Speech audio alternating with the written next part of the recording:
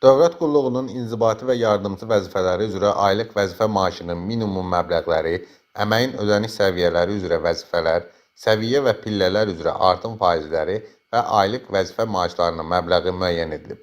Prezident İlham Əliyev bununla bağlı fərman imzalayıb. Fərmanla Azərbaycan dövlət orqanlarında qulluq keçən dövlət qulluqçularının aylıq vəzifə maaşının minimum məbləği inzibati vəzifələr üçün 1170 manat, yardımçı vəzifələr üçün 760 manat müəyyən edilib. Həmçinin dövlət qulluğunun inzibati və yardımçı vəzifələri üzrə əməyin ödəniş səviyyələri, dövlət qulluqçularının əməyinin ödəniş səviyyələri və pillələri üzrə artım faizləri, eyni zamanda dövlət qulluqçularının əməyinin ödəniş səviyyələri və pillələri üzrə aylıq vəzifə maaşlarının məbləği təsdiq edilib. Qeyd edək ki, hazırda ölkədə dövlət qulluqçularının sayı 27.360 nəfərdir. Onların 8.283 nəfəri qadınlardır. Dövlət sektorunda çalışan vətəndaşlarımızın sayı 861.400 nəfərdir. Dövlət Statistika Komitəsinin son məlumatına əsasən, dövlət qulluqçularının orta aylıq maaşı 1971 manatdır. Son islahatdan sonra bu məbləğdə xüsusi artımların olacağı gözlənilir. Ekspertlərin fikrincə, bütövlükdə Azərbaycan Prezidentinin imzaladığı son fərmanlar vətəndaşların həyat şəraitinin faydalı iş əmsalının daha da artmasına böyük töhfə verəcək.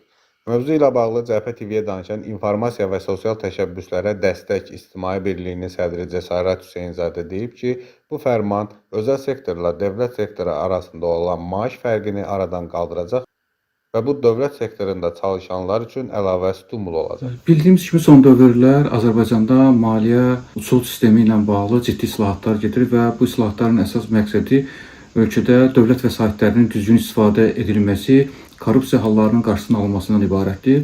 Hesab edirəm ki, son dövrlərdə bu istiqamətə atılan addımlardan ən yaxşısı da məhz dövlət qulluğunda çalışan şəxslərin əmək haqqlarının artırılması, müəyyən bu sahədə islahatların aparılması ilə bağlı atılan addımdır, qərardır və bu qərar bir çox istiqamətlərdə mən hesab edirəm ki, vacibdir və bu qərarın biz gələcəkdə çox xeyrini cəmiyyət olaraq görə biləcəyik.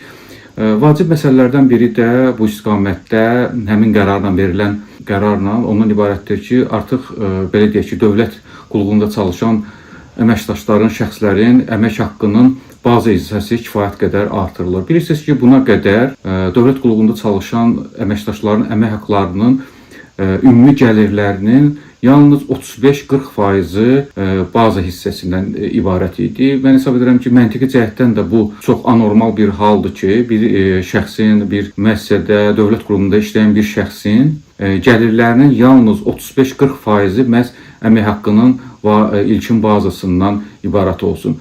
Yəni bu digər xarici ölkələrdə də bilirsiniz ki, beynəlxalq təcrübədə də belə bir format mümkün deyildir və atılan addım nəticəsində artıq bu ilkin baza, əmək haqqının ilkin bazası artıq 95%-ə qədər artmışdır. Mən hesab edirəm ki, eyni zamanda bu addım xüsusən dövlət və özəl sektoru arasında olan disbalansı aradan qaldırılacaq. Son dövrlər müşahidə etdiyimiz mənfi hallardan biri ondan ibarət idi ki, dövlət qurumlarında bəzi yeni əməkdaşlar, gənclər beynəlxalq təcrübəyə malik, xarici ölkələrdə müxtəlif yüksək səviyyəli ali təhsil müəssisələrində təhsil alan və beynəlxalq təcrübə proqramlarında işləyən müxtəlif sertifikatlara malik gənclər dövlət qurumlarına işə gəlirlər, amma artıq 1 ildən, 2 ildən sonra onlar bu dövlət qurumlarında işdən uzaqlaşırdılar. Çünki bunların əmək haqqısı qeyd etdiyim kimi az olduğuna görə əks halda özəl sektora bunlar üst tutur. Çünki özəl sektorda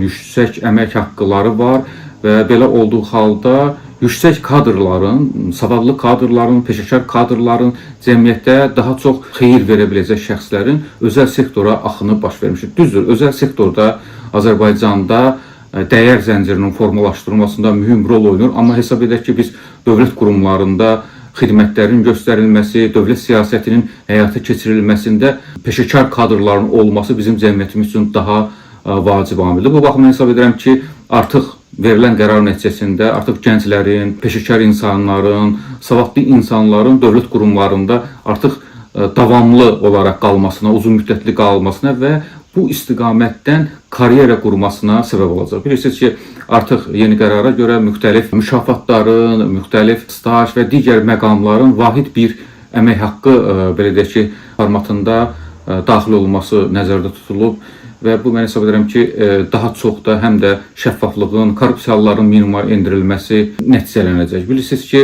ümumiyyətlə maliyyə uçot sistemində də bir neçə mərtəbəli əmək haqqının hesablanması müxtəlif risklər yaradırdı. Eyni zamanda işçi ilə rəhbərlik arasında müəyyən narazılıqların yaranmasına, işçi mühitinin deyil, daha çox rəhbərliyə yarınmaq kimi məqamların ön sıraya çıxmasına səbəb oldu. Mən hesab edirəm ki, artıq bunlar aradan qaldırılıb. Artıq həm də eyni zamanda dövlət qurumları ilə özəl sektor arasında müsbət mənada rəqabətçilik daha da artacaq. Daha yaxşı kadrlar uğrunda daha yaxşı, belə deyək ki, stimul yaranacaq.